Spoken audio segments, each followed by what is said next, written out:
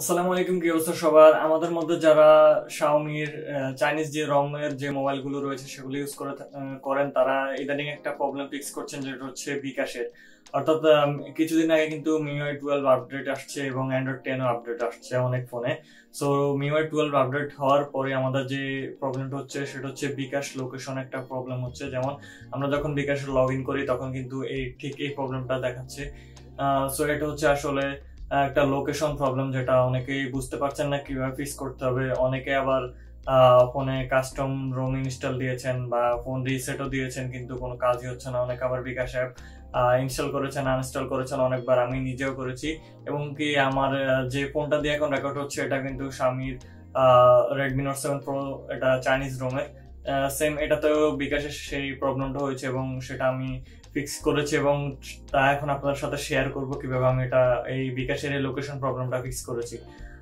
So জানতে হলে পুরো ভিডিওটি দেখতে হবে এবং চ্যানেলটিতে নতুন হয়ে থাকলে প্লিজ সবাই সাবস্ক্রাইব করে রাখবেন। এবং চলুন আমরা স্ক্রিনে চলে যাই এবং দেখিনি কিভাবে আমরা বিকাশের যে লোকেশন প্রবলেমটা রয়েছে, যে শাওমির যে চাইনিজ রোমের যে লোকেশন প্রবলেমটা দেখাচ্ছে সেটা কিভাবে আমরা ফিক্স করব। সো চলুন আমরা স্ক্রিনে চলে যাই।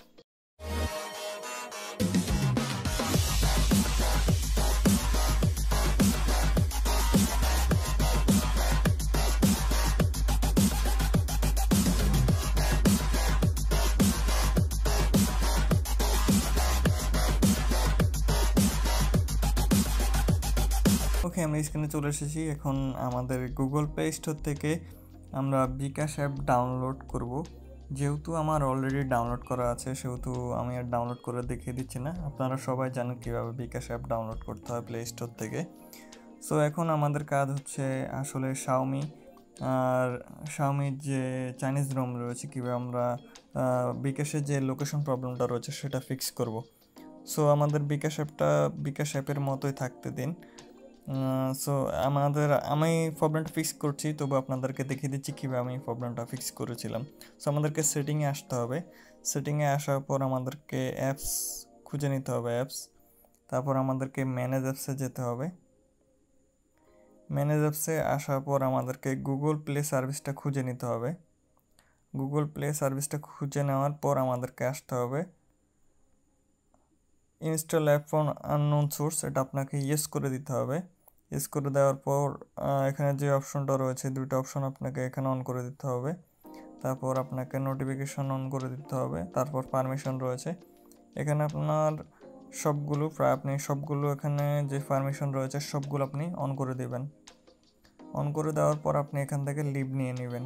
লিভ নেওয়ার পর আপনি এখানে বিকাশ যে অ্যাপটা রয়েছে সেটার উপর ট্যাপ করে ধরে রাখবেন এবং অ্যাপ ইনফোতে যাবেন। অ্যাপ ইনফোতে আসার একইভাবে আপনাকে এখানে install app from unknown source এটা ইয়েস করে দিতে হবে। তারপর আপনাকে ফুল স্ক্রিন মোড দিতে হবে, নোটিফিকেশন ইয়েস করে দিতে হবে। তারপর পারমিশনে আসার পর সবগুলো পারমিশন আপনি এখান থেকে দিয়ে দিবেন। পারমিশন দেওয়ার পর আপনার ফোনটা রিস্টার্ট দিবেন। রিস্টার্ট না দিলেও চলে, তবে আপনার ফোনের যে নেটওয়ার্কটা রয়েছে, যে ইন্টারনেট কানেকশনটা রয়েছে সেটা একবার অফ করবেন এবং আরেকবার অন করবেন। অন করার পর আপনি সিম্পলি এখানে বিকাশে ঢুকবেন। ঢুকার পর আপনার কিছুক্ষণ লোডিং হবে এবং আপনার লোকেশনটা অ্যাক্সেস চাবে, আপনি লোকেশনটা অন করে দিবেন। এভাবে অন করে দেওয়ার পর সিম্পলি আপনার এখানে বিকাশের অপশনটা চলে আসবে। আপনি এখান থেকে লগ ইন করে নিয়ে আপনার বিকাশে এন্টার করে নিতে পারবে। সো আশা করি আপনার ভিডিওটি বুঝতে কোনো অসুবিধা হয়নি। ভিডিওটি যদি বুঝতে কোনো অসুবিধা হয় তাহলে নিচে কমেন্ট বক্সে কমেন্ট করতে পারবেন। সো চ্যানেলটিতে সাবস্ক্রাইব করে রাখবেন, ভিডিওতে একটি লাইক দিবেন। সো দেখা হবে পরবর্তী আরেকটি ভিডিওতে। সে পর্যন্ত ভালো থাকবেন। আল্লাহ হাফেজ।